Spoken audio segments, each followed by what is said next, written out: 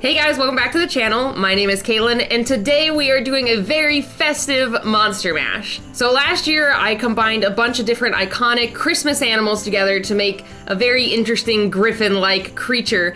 But this year I wanted to do something a little different. I still wanted to do a Monster Mash this year, but I wanted to do something a little different, and I really like what we've been doing with the food animals and the garden animals. So this year what I'm going to do with the Twitch chat is I'm going to make a gingerbread Monster Mash. So this year, instead of making a cute little gingerbread house, we are going to make a gingerbread monster. I'm really excited to jump in and get this started. So what I'm gonna do is I'm going to ask the Twitch chat to send me 2 different animals to mash together and to combine with gingerbread. We might get something completely adorable and cute, we might get something monstrous, but we will just have to see. All right, Twitch chat, go ahead and send me your animal suggestions. We'll put it in a straw poll and we will vote. So the Twitch chat has sent me a lot of animal suggestions, and so we're gonna see what they picked in our 2 straw polls. So for the first one, we had polar bear, elephant seal, fox, squirrel, or reindeer. And the results are, we have a fox for the first one. Oh, only won by 1 vote. So we have a fox. And then next up for the second animal, we have penguin, moose, lynx, mouse, or swan. And the final results are a lynx. This is gonna be pretty dang cute. Like a lynx fox, that sounds adorable. All right, so I'm gonna go ahead and start with some rough sketches, get some reference images of a lynx and a fox. And then after that, we will pick which design to do and gingerbreadify it. See you guys in a bit. Okay, so for this part of the process, I first started out with trying to figure out how I was gonna combine these 2 animals as if I was just making a normal Monster Mash, because I wanted to make sure I incorporated a lot of different characteristics from both creatures. So I was like, you know what, let's start with just making it as if it was an animal, and then we'll worry about figuring out how to gingerbreadify it. So I started out with piecing the different parts of the animal together to get a general idea, and then I tried to dive in a little bit more with doing more of a facial study and kind of trying to figure out how I was going to incorporate the different aspects of an actual gingerbread house and combine it with a creature, but still make it look like a cookie, but an animal. And that was really hard for me to wrap my mind around, just because I wanted to make sure it looked like both, but I felt like depending on what I did, it would sacrifice one or another. So by doing these quick rough ideas and kind of getting an idea of how the limbs might look and how the face would look, it kind of helped me figure it out just a little bit more. All right, so I think we got a pretty good start on the design in general. I'm really liking this combo that I made, and I did a couple little brainstorming sketches on how to create an animal basically out of cookies. It's gonna be a little interesting trying to convey the fluffiness of these creatures with only being able to use like cookies, frosting, and candy. And I don't want to just cover it in just all frosting and literally not make it a gingerbread creature. So I don't know, we're gonna have to try it out and jump in and do just gingerbreadify and see where it goes. It's a little intimidating just because I haven't really made something to this extent of a food animal, and I have no clue where it's gonna go. So we'll just have to see. So what I'm gonna go ahead and do is I'm gonna jump in and do a more refined sketch and try my best to make it look like a cookie animal thing, and then we'll go from there. Another little side note, I'm also planning on making all the spots like little gumdrops and different candies that you put on a gingerbread house, so I think that will help bring the whole thing together, but we're just gonna have to jump in and kind of experiment with it and see where it goes. All right, I'll see you guys at the end. So for the beginning part here, I just want to let you guys know I did cut out a little bit of the sketching from before where I was trying to figure out a different face shape or structure, but I really liked the face that I did in the initial brainstorming sketches. So I was like, you know what?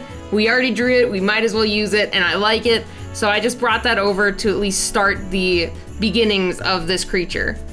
And then from there, I kind of tried to figure out and block out how the cookie shapes would be, because at least in my mind, to give this thing a little bit more dimension, it would be kind of a blocky cookie thing. I don't know. It's kind of like if you took a gingerbread and its walls and tried to apply it to a creature. It's a really weird and interesting thing to try to figure out. So I kind of imagine the body part being these like 2 bigger blocks, like not 4-sided, but like squares, like little cubes of gingerbread held together with frosting. and then the legs would be kind of like the custom shaped cookies, like when you make a gingerbread man. And same with the face, it would have more of the custom shape features to it. But that's kind of where my mind was at when I at least finally visualized how this thing could be a cookie, but also an animal. So after I figured that out, I jumped in and started doing the line work for the creature and trying to figure out how I wanted to place the different gumdrops and candies and how to make them look kind of three-dimensional through my line art.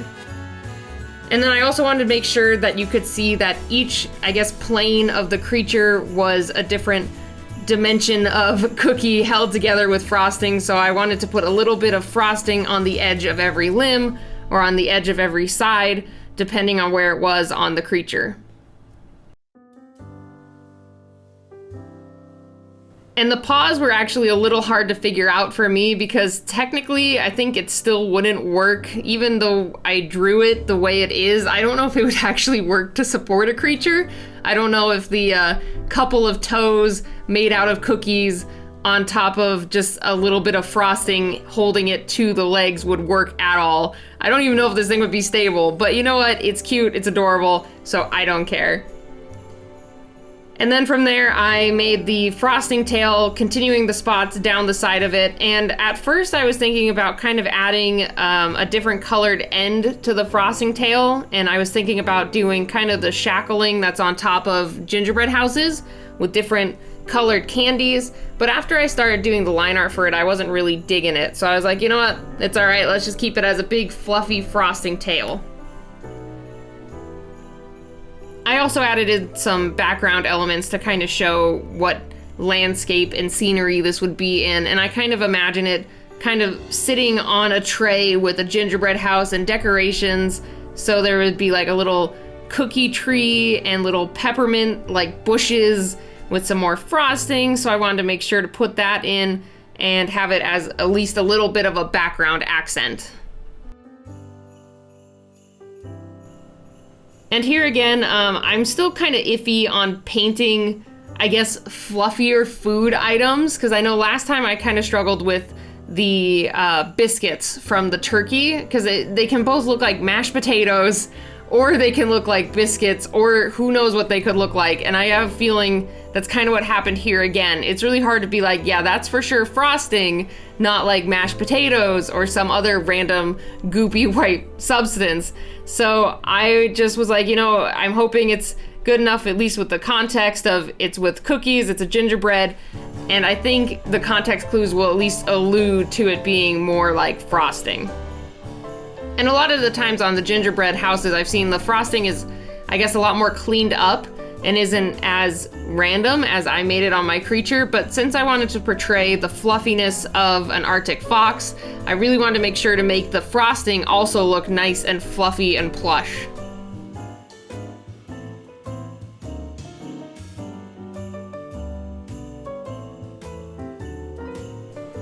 So this creature overall was a lot of fun to paint. It was kind of a bit of a challenge. Like the food painting in general has been a really good challenge for me because it's kind of like forced me to think outside the box and figure out how to make the food look like food, you know what I mean?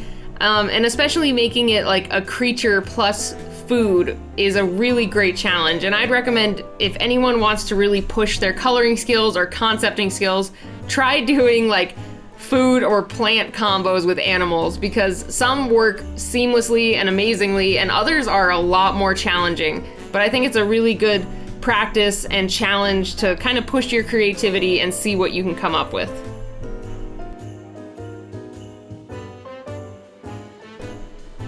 So now I jumped into coloring the gumdrops, and I actually had to look up reference for what's the typical gumdrop coloring for when you get those like cheap $1 packets of like Christmas gumdrops that you put on the gingerbread houses or you eat every once in a while. I couldn't remember exactly what colors were in there, and I didn't really want to overdo it with a million different colors of gumdrops.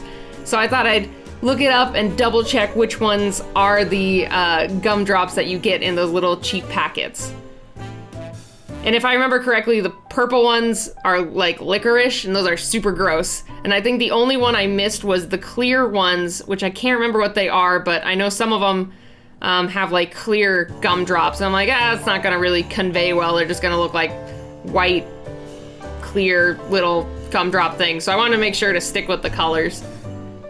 And I had a lot of fun making like the little red nose. I was trying to decide if I would make it purple or red, but I'm like, no, the red is really cute. I know that the original animals don't like have pink or red noses, but I was like, this will be a great opportunity to put this little cute little button red nose on this creature. And I think it looks really adorable, especially with contrasting against the reddish brown of the the gingerbread cookie, and then the nice bright green eyes. I just like it overall, and it's a really cute little touch.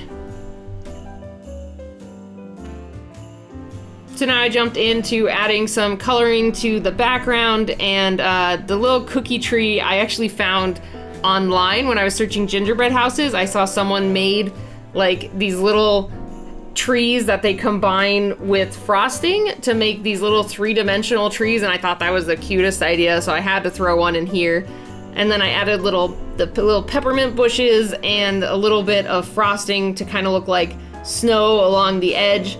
And then here in a minute, I put down, I guess, a base I keep saying graham cracker, a base gingerbread layer that this creature would be standing on. I just wanted to make sure it at least looked different from the gingerbread cookie of the creature, so then it had at least a good contrast. So I made it a little bit darker, even though it might not be just like the rich brownish red of a typical gingerbread cookie.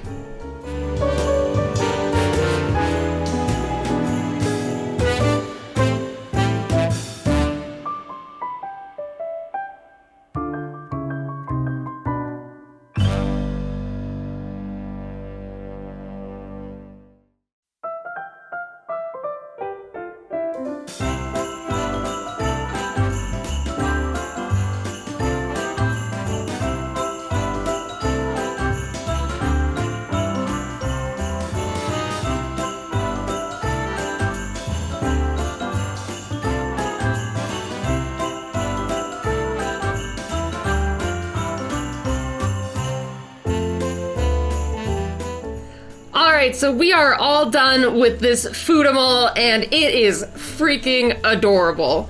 I really had a lot of fun with this. It was a really great challenge, and I actually wasn't sure how I was gonna make it look like an animal cookie. It was just like this weird thing to get my mind around, but once I started going and getting the sketch and the line art and everything figured out, I was like, okay, this is looking like an animal, but it's still a cookie, and it was a lot of fun. So basically what I did was I added lots of different parts from the two animals, and specifically one of the things that I really liked adding was the spots from the lynx, but what I did was I did like gumdrops and candy, kind of like how you see on the different gingerbread houses and such. And then I also wanted to make sure that this thing looked at least kind of fluffy to match the Arctic fox, so I just put a lot of like frosting for its like neck area and its long fluffy tail, and I just think it looks really, really freaking cute. So thanks again guys for stopping by and checking out this video, and I hope you all have a wonderful Christmas. This was an amazing year, and I can't believe we're like almost done with 2017. I have a really fun New Year's video planned for you guys, and I think you're gonna really enjoy it, but I really hope that you liked this Monster Mash. So if you would like to participate in any other future Monster Mashes, make sure to follow me at twitch.tv/KMcCaigue. So thanks again guys for stopping by, and I'll see y'all next time. Bye everybody.